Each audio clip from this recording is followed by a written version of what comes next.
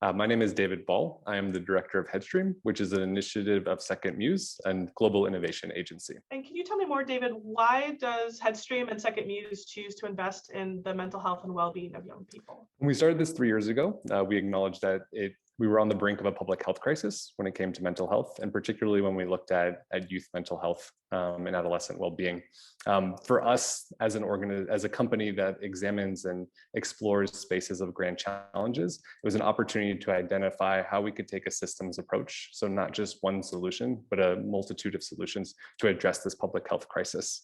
We believe that our ability to bring people together to help solve that problem, as well as the different types of approaches we take to do that, was an opportunity to address this large challenge. That's great. You kind of already started to allude to this, but could you just, I guess, say a little bit more about why is mental health awareness so important? We think that it's traditionally been ignored, right? If you look at what an MD goes through as they go through their training, how much time do they spend on mental health? How much funding comes across the board for mental health versus physical health? If you look at things like the stats like years of potential life lost, like mental health is very high up there, and there's an opportunity for us to have a really major impact along the way. The opportunity to bring awareness to this space by breaking down stigmas, changing behaviors, are things that feel very important to our society at the moment. How do we build, when we think about mental health, right? How do we build empathy? How do we address toxic masculinity? How do we look at peer support, effective listening, all these things that feel very important at this moment in time as we kind of live in a very divisive moment in society. You named so many important things that I think, depending on where we live, we talk about in different ways. So I really appreciate that. I guess on that kind of final note, if there was one positive message, either to young people or adults, I know you focus on young people, but maybe adults need to hear it too, but what would be that one message you think they need to hear right now?